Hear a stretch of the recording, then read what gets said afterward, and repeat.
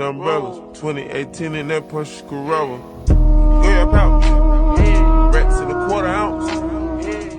Hey, what's up guys, Tech Titan here, and I am back again with a brand new video. So before we begin this video, I just want to take a second and thank you all so much for watching my content. If you enjoy my videos, make sure you leave a thumbs up, subscribe to the channel for more content. I have a lot of great things coming soon, so stay tuned and make sure you're subscribed.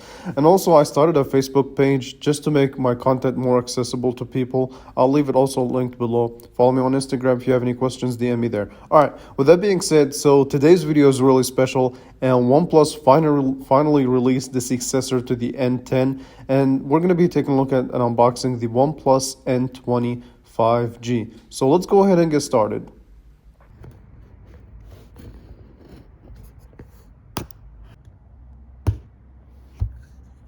So lifting the lid of the box, we get a booklet that really has your paperwork and like your SIM tool and things of that nature. So nothing really crazy important. Let's put that to the side real quick.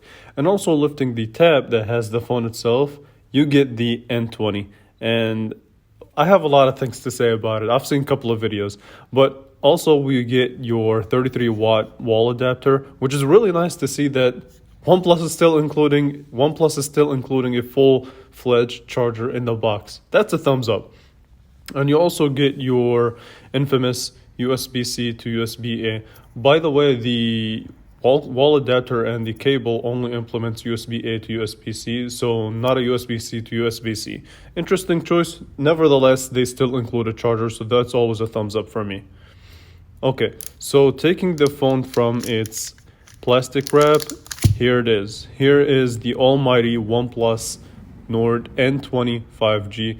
That's a mouthful of a name, but I'm going to spend some time with it. I have a lot of things to say about it. I want to spend like a day or two with it at least to give you guys kind of an initial review. So give me some time. Let me spend enough time with it to actually give you a proper initial review, and we'll be back with more. I've spent a couple of days with it, and I'm finally ready to give you guys kind of an initial review.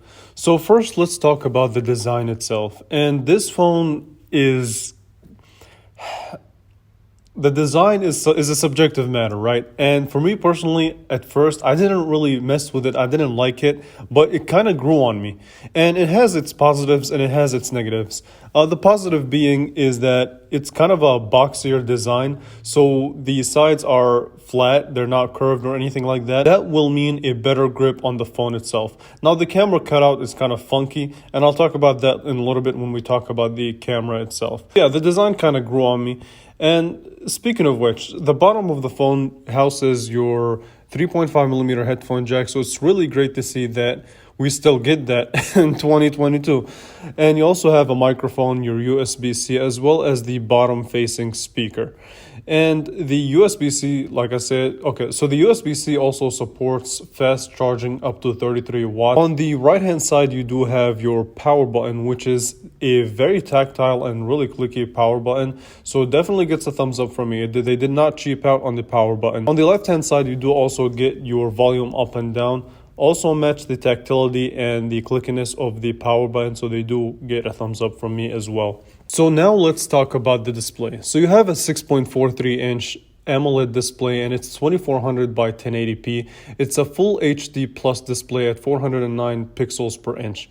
Now, this is a really good display. However, it has one downside, right? So let's go back a little bit in time. And the N10's 5G display was an LCD panel, and it supported 120 hertz. Now, this display, as far as quality goes, is better. So you have a 1080p OLED display, which is really good and definitely gets a thumbs up from me. However, the one downside that it has is that it does not really have 120 hertz refresh rate, which is disappointing, but I guess you can't have everything in a $289 phone. On the plus side, it does support dark mode if you want to save battery. And we'll talk about battery life and specs in a little bit. But yeah, I mean, that's basically the story behind this phone. You do lose out on 120 hertz refresh rate, but you also gain on something else. So they did include an on-screen fingerprint sensor, and the setup for it is really easy. It was not really that hard to set up. As accurate as an actual fingerprint sensor? No. However, it does the job and it's fairly reliable. Like I said, setting it up was easy and it unlocks the phone really quickly. And hey, you didn't get the 120 hertz refresh rate. You did get an OLED screen, on-screen fingerprint sensor that you don't really see unless you have an expensive phone. Now let's talk about the specs. Specs are the following. So you have a Qualcomm Snapdragon 695 5G CPU, and as far as the GPU, you have the Adreno 619. You also have 6 gigabytes of RAM, 4500 milliamp hour battery, and listen, as far as performance, I have no doubt that this phone is going to perform decently well. I do have to do like kind of a more intensive performance test to determine how it stacks up against the competition. But as far as I'm concerned, it's fast, it's fluid. If we had the 120 hertz refresh rate, I think it would have been better. But that's just me wanting more from a $289 phone. But yeah, I mean, overall, definitely gets a thumbs up from me off of impressions. Now let's talk about the camera, which I know a lot of people want to talk about this funky kind of looking camera on the back.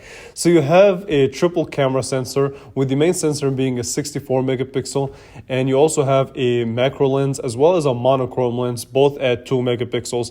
And this camera protrudes quite a bit. When you set the phone on a flat surface, it's going to rock back and forth. There's just no way around it unless you have a case that will go over that camera hump. But as far as everything else, right, I know the camera design is kind of funky. I don't really like it that much, the way they just implemented it in the design, but that's personal opinion.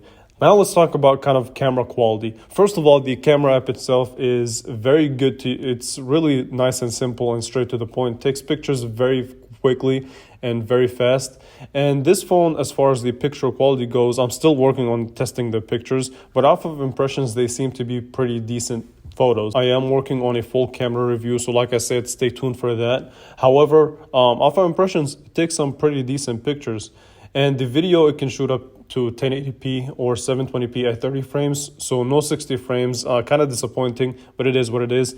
The selfie camera is a 16 megapixel at f2.4. And yeah, overall, here's what I have to say about the final conclusion of this initial review. This phone has a lot of promising things going for it for a smartphone that costs only $289. So what this phone reminds me of actually is the OnePlus X from back in the day. If you know what the OnePlus X is, you're an OG OnePlus fan. But yeah, I have a lot of things that I want to cover on this phone and also other phones and compare it to different devices. So stay tuned for that. Make sure you subscribe.